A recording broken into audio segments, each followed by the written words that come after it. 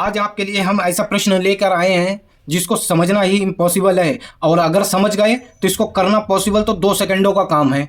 तो देखिए हमसे क्वेश्चन क्या कह रहा है। यदि किसी संख्या का 1/3 स्वयं उस संख्या से 4 कम है तो वो संख्या क्या ज्ञात कीजिए। तो देखिए इस क्वेश्चन में आपको समझ में ही नहीं आएगा क्या करना है क्या नहीं करना है, लेकिन हम आपको समझाने जा रहे हैं। तो देखिए क्या करेंगे, उसने हमें कुछ ऑप्शन दे दिए, उसी ऑप्शन में से कह रहे यदि किसी संख्या का 1/3 स्वयं उस संख्या से 4 कम है तो वो संख्या ज्ञात कीजिए। तो देखिए सबसे पहले हम संख्या को मानेंगे, माना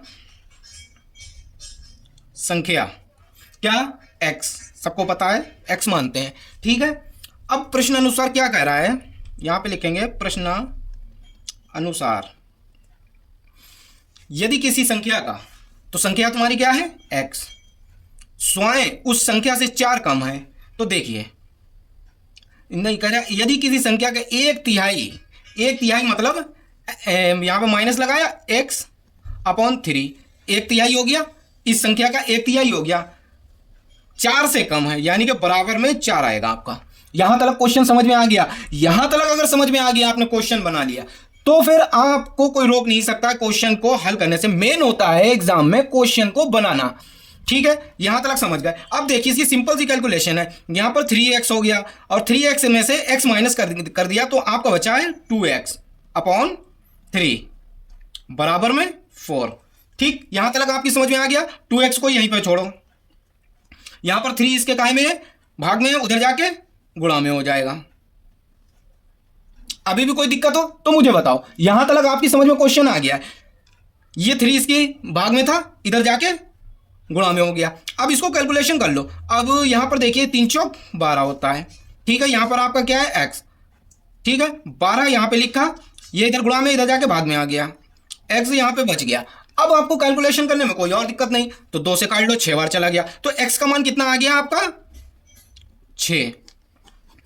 और हमारा आंसर कौन सा है, क्वेश्चन ऑप्शन सी, यही इसका राइट आंसर होगा। ये आपका देखिए ऑप्शन सी इसका राइट आंसर होगा। यहां पर 6 आ गया। चलिए एक और क्वेश्चन को देखते हैं।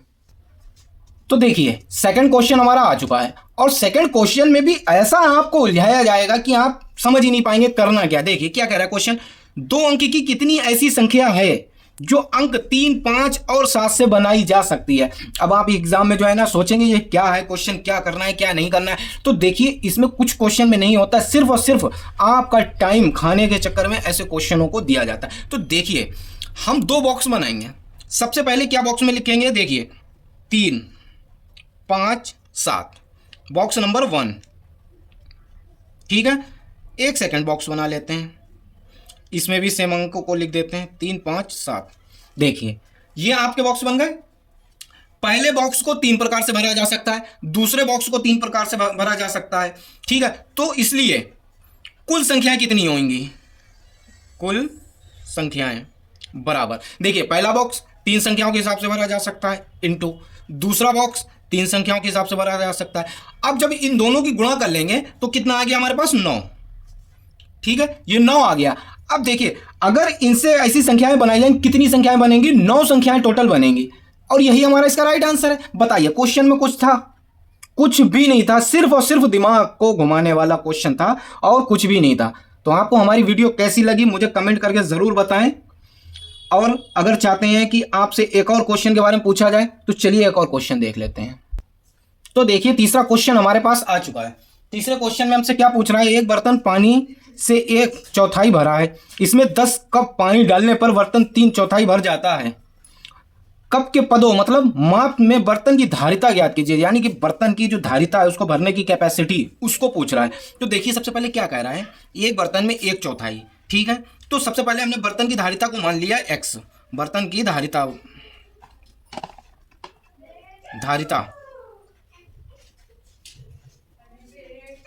x मान लिया, ठीक है। यहां तक समझ में आ रहा है। उसके बाद कह रहा है 1/4 यानी कि x/4, यही होता है ना 1/4, ठीक है।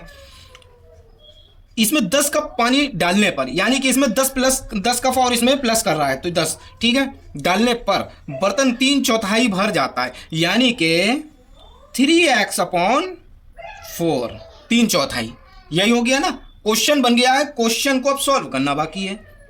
तो देखिए क्या करना है, सबसे पहले हम लोग कोई भी एक समीकरण को हल कर लेते हैं।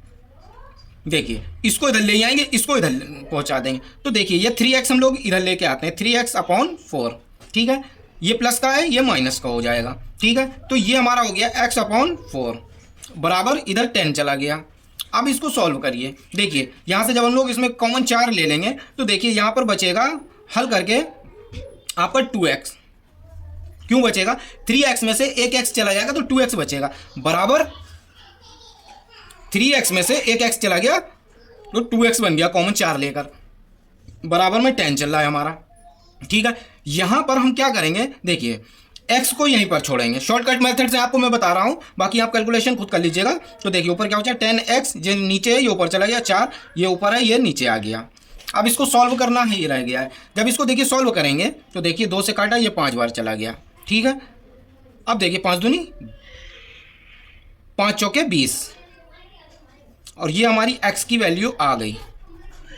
देखिए अक्सर एग्जाम के अंदर ऐसे क्वेश्चन दिए जाएंगे जिसको बनाना बच्चे के पॉसिबल नहीं होगा, इसलिए मैं आपके लिए एडवांस क्वेश्चन लेकर आया हूं। इसको आप याद करें, इसकी प्रैक्टिस रेगुलर करें, तभी जाकर आपका कुछ हो सकता है, वरना रेलवे ग्रुप डी आप भूल जाइए। तो मिलते हैं आपसे अगली वीडियो में।